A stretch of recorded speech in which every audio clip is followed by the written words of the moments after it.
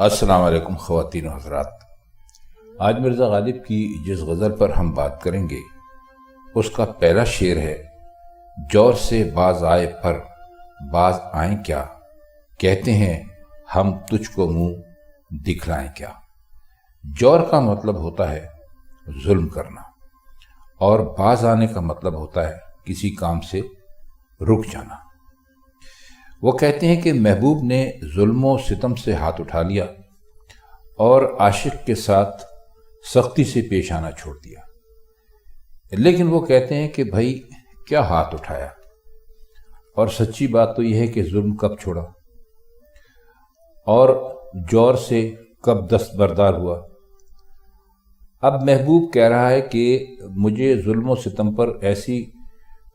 شرمندگی ہے اور اتنی پشیمانی ہے کہ اب میں تجھے منہ نہیں دکھلا سکتا۔ اب یہ پشیمانی اور یہ شرمندگی جو ہے وہ ہمارے لیے بہت بڑا ظلم بن گئی ہے، کیونکہ عاشق کے لیے تو بہت ضروری ہے کہ وہ ہر روز اپنے محبوب کا منہ دیکھے۔ اب محبوب شرمندہ ہو گیا، اور اتنا شرمندہ ہو گیا کہ اس نے عاشق کو اپنا منہ دکھانا چھوڑ دیا، تو شاعر یہ کہتا ہے کہ وہ ٹھیک ہے، جور سے ظلم سے باز آ گیا، اچھی بات ہے، لیکن ایسی شرمندگی تو ہمارے لیے بہت بڑی پریشانی کا سبب بن گئی ہے کہ اس نے ہمیں اپنا منہ دکھانا چھوڑ دیا، چاہے وہ شرم کی وجہ سے ہی ہے۔ تو دیکھیے کتنا اچھا غالب نے اس شعر میں ایک ایسا نقطہ پیدا کیا ہے کہ محبوب کے ظلم سے باز آنے کو بھی بس ایک بے اثر قرار دینے کے لیے ایک وجہ نکال لی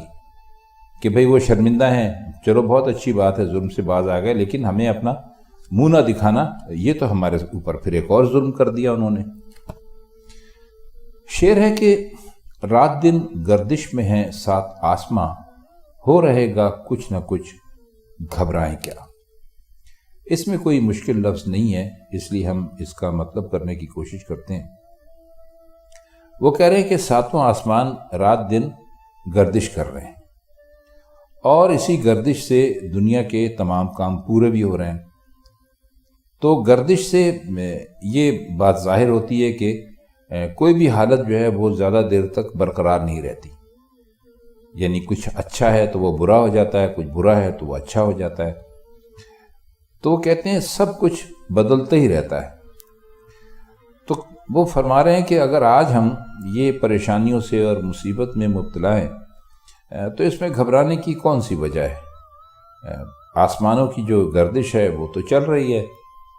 تو جس طرح پہلے والی حالت باقی نہیں رہی، یعنی ہم اچھی حالت سے بری حالت میں آ گئے، بہت راحت اور سکون سے ہم اس مصیبت میں مبتلا ہو گئے، تو یہ حالت بھی باقی نہیں رہے گی، اور کچھ نہ کچھ تو ہو کے ہی رہے گا۔ تو یہی سمجھنا چاہیے کہ جو کچھ ہوگا اچھا ہی ہوگا، پھر پریشان کیوں ہیں۔ شعر ہے کہ لاگ ہو تو اس کو ہم سمجھیں لگاؤ، جب نہ ہو کچھ بھی تو دھوکہ کھائیں کیا۔ لاگ کا مطلب ہوتا ہے دشمنی یا عداوت، اور لگاؤ کا مطلب ہوتا ہے محبت یا دل کا تعلق۔ وہ اتنا اچھا اس مضمون کو انہوں نے باندھا ہے کہ ہم نے خواجہ حالی کی ہوئی شرح اس کی پڑھی تھی، تو انہوں نے لکھا تھا کہ یہ مضمون عجیب نہیں، شاید کسی اور نے بھی باندھا ہو، مگر ہم نے آج تک نہیں دیکھا۔ اگر کسی اور نے بھی اس مضمون کے شعر کہا ہوگا تو اتنا اچھا شعر نہیں کہا ہوگا۔ مطلب یہ کہ معشوق کو نہ ہمارے ساتھ دشمنی ہے نہ دوستی ہے، اگر دشمنی بھی ہوتی تو اس لیے کہ اس میں بھی باہر ایک تعلق تو ہوتا ہے، یعنی اگر آپ کی کسی کے ساتھ دشمنی ہے تو دوستی کا نہ صحیح دشمنی کا تعلق ہے، تعلق تو باہر ہے۔ تو وہ کہتے ہیں کہ اگر اس طرح کی کوئی دشمنی کا بھی تعلق ہوتا تو ہم اس کو دوستی سمجھتے، لیکن جب نہ دوستی ہے نہ دشمنی ہے تو پھر ہم کیا اس پر کیا ہم دھوکہ کھائیں۔ تو وہ بس یہ کہہ رہے ہیں کہ بس کوئی رشتہ ہونا چاہیے چاہے دشمنی کا ہی ہو، تو عاشق اپنے دل کو یہ دھوکہ دے سکتا ہے کہ بھائی محبوب دشمنی نہیں کر رہا ہے، دوستی کر رہا ہے، اور سمجھتا ہے کہ محبوب نے اس کے ساتھ یہ ایک طرح کا امتیازی برتاؤ، یعنی وہ برتاؤ جو اور کسی کے ساتھ نہیں کرتا اس کے ساتھ کیا ہے۔ لیکن جب دشمنی اور دوستی دونوں ہی نہیں ہیں تو دھوکہ کھانے اور فریب میں مبتلا ہو جانے کی اور کون سی وجہ رہ جاتی ہے۔ بہت اچھا شعر ہے، چلیے شعر دیکھیے کہ ہو لیے کیوں نامہ بر کے ساتھ ساتھ، یا رب اپنے خط کو ہم پہنچائیں کیا۔ نامہ بر ہم آپ کو پہلے بھی بتا چکے ہیں، اس دن ہمارے ایک دوست نے کمنٹ سیکشن میں نامہ بر کا مطلب پوچھا تھا۔ نامہ بر کا مطلب ہوتا ہے وہ آدمی جو آپ کے خط کہ کہیں تک پہنچاتا ہے، یا کسی کے خط آپ کے پاس لے کر آتا ہے، تو آج کل تو نامہ بر لوگ نہیں کہتے، اسے ڈاکیا کہتے ہیں، یا پوسٹ مین کہہ لیجئے اگر آپ چاہیں زیادہ اچھا سمجھنے کے لیے۔ تو وہ کہتے ہیں کہ ہم نے اپنے محبوب کو خط لکھا اور حالت یہ تھی ہماری کہ پتہ نہیں خط پہنچے نہ پہنچے تو کیا جواب آئے،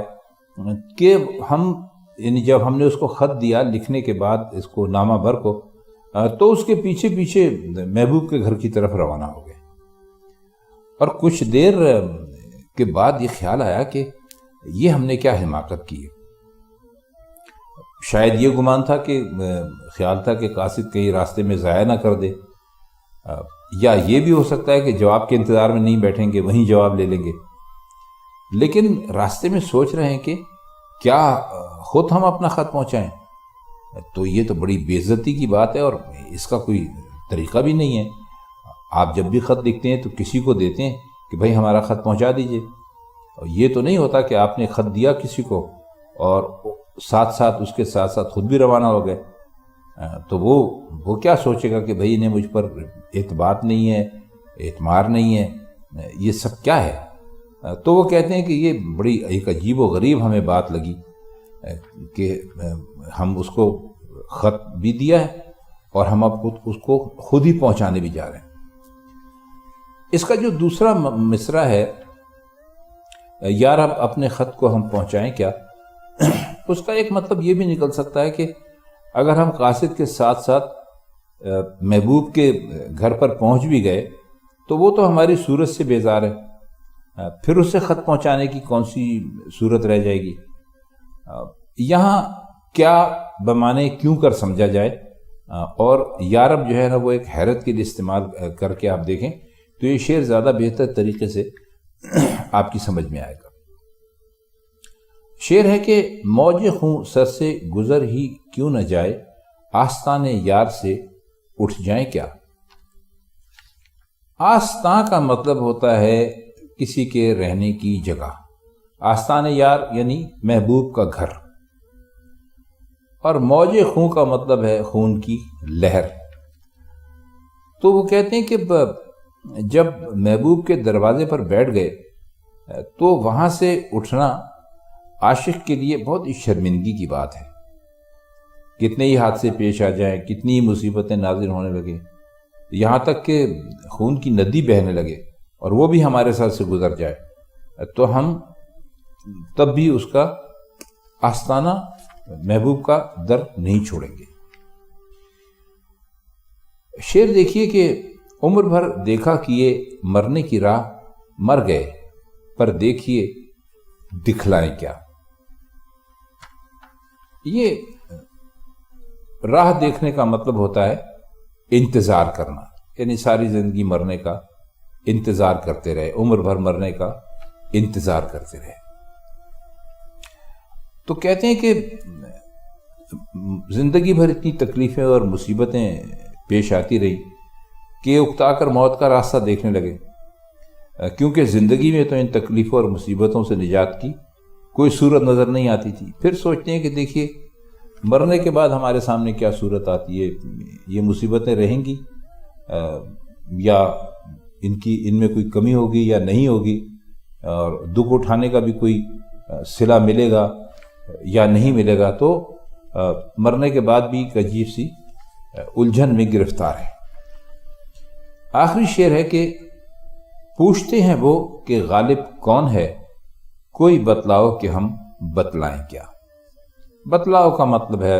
یعنی بتلاؤ جو ہے وہ بتاؤ کی جگہ لکھا ہے، جیسے بتلائیں لکھا ہے، یہ بھی بتائیں ہے۔ کوئی بتلاؤ کہ ہم بتلائیں کا مطلب یہ ہے کہ کوئی بتاؤ کہ ہم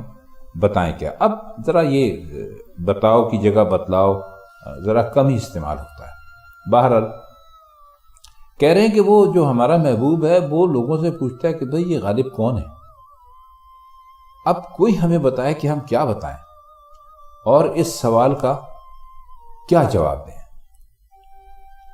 اب محبوب لوگوں سے پوچھتا ہے۔ اب قسمت دیکھیے کہ ساری عمر محبت میں گزر گئی اور معاملہ یہاں تک آ پہنچا، یعنی اسے یہ بھی نہ معلوم ہوا کہ غالب کون ہے۔ تو بس یہ سمجھ لیجئے کہ پہلے مصرعے سے ظاہر ہے کہ محبوب کے سامنے غالب کا ذکر آیا اور اس نے اب بن کے ایسی لوگوں سے پوچھا کہ بھئی یہ کون ہے یہ آدمی غالب۔ اب دوسری بات یہ ہو سکتی ہے کہ یہ معاملہ جو تھا یہ ایک بھری محفل میں پیش آیا جس میں وہ خود بھی موجود تھے، اور ان کے سامنے محبوب نے پوچھ لیا کہ بھئی یہ غالب کون ہے۔ تو یہ سوال سنتے ہی تو ظاہر ہے کہ ان پر ایک بجلی سی گری اور گھبرا کر لوگوں سے کہنے لگے کہ بھئی اس کو بتا تو دو، میں کیا جواب دوں۔ اچھا پھر ایک یہ بھی ہو سکتا ہے کہ جان بوجھ کر محبوب انجان بن گئے اور سوال کیا، یعنی اسے ایک طرح سے چھیڑ بھی سمجھا جا سکتا ہے کہ جانتے تھے، بہت اچھی طرح جانتے تھے کہ غالب کون ہے، ہمارا عاشق ہے، ہم پہ جان دیتا ہے، لیکن ایسی چھیڑنے کے لیے کہہ دیا کہ بھئی کون ہے یہ غالب۔ اب یہ بھی ہو سکتا ہے کہ سوال سنتے ہی غالب جو تھے وہ بے تکلف ہی جواب دینے پر تیار ہوگا کہ میں وہی ہوں جو آپ پر جان دے رہا ہوں۔ پھر خیال آیا کہ ممکن ہے اس طرح وہ ہمارے جو محبوب ہیں وہ ہم سے خفا ہو جائیں، تو اس کی جو محبوب کی بزم میں بیٹھنے والے دوسرے لوگوں سے کہا کہ بھئی تمہیں محبوب کی عادت کا علم ہے، بتا دو مجھے اس سوال کا کیا جواب دینا چاہیے، اور کوئی ایسا جواب ہو جو ایسا نہ ہو کہ وہ اس کو سن کر محبوب جو ہے وہ ناراض ہی ہو جائے۔ تو خواتین حضرات، یہ تھی مرزا غالب کی غزل اور اس کے کچھ مشکل الفاظ کے معنی اور شعروں کا مطلب ہم نے کرنے کی کوشش کی۔ اگر آپ کو پسند آیا اور غزل اس کے بعد آپ کی سمجھ میں آنے لگی تو ہمیں یقیناً اس بات کی بہت خوشی ہوگی۔ تو اب ہم آپ سے اجازت چاہتے ہیں، انشاءاللہ مرزا غالب کی کسی اور غزل کے ساتھ کسی اور موقع پر آپ کی خدمت میں پھر حاضر ہوں گے۔ تب تک کے لیے خدا حافظ۔